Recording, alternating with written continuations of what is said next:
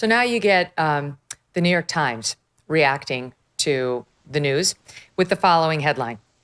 Trump and the EU have a blueprint for a giant trade deal. Is it good for Europe? Who gives a shit if it's good for Europe? That's a headline for France, for Germany. That is not a headline for the New York Times, Victor.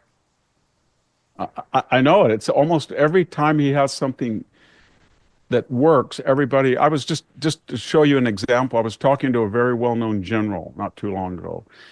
And right before all of the Trump reforms and ads, the end of DEI at the Pentagon, changing the direction of the emphasis at the Pentagon into battlefield efficiency, efficacy, and not DEI. I was telling him all this. He said, no, the reason that we're 55,000 recruits short is because of obesity. It's because of drugs. It's because of gangs. We're competing every other reason but the obvious one. And I said, I think it's going to work. And it did. It was almost magic, like he did with the border. Suddenly there is no military recruitment shortfall. We were told that this was systemic and we'd have to live with it with a smaller military.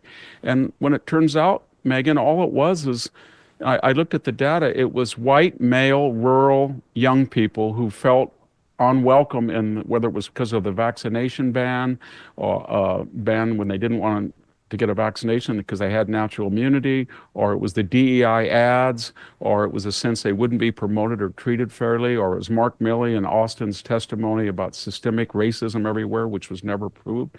But that cohort started to join again, and they were the people who died statistically at twice their numbers in the demographic in Afghanistan and Iraq. That's just another example of this traditional status quo wisdom that's, you can't do this, it won't work.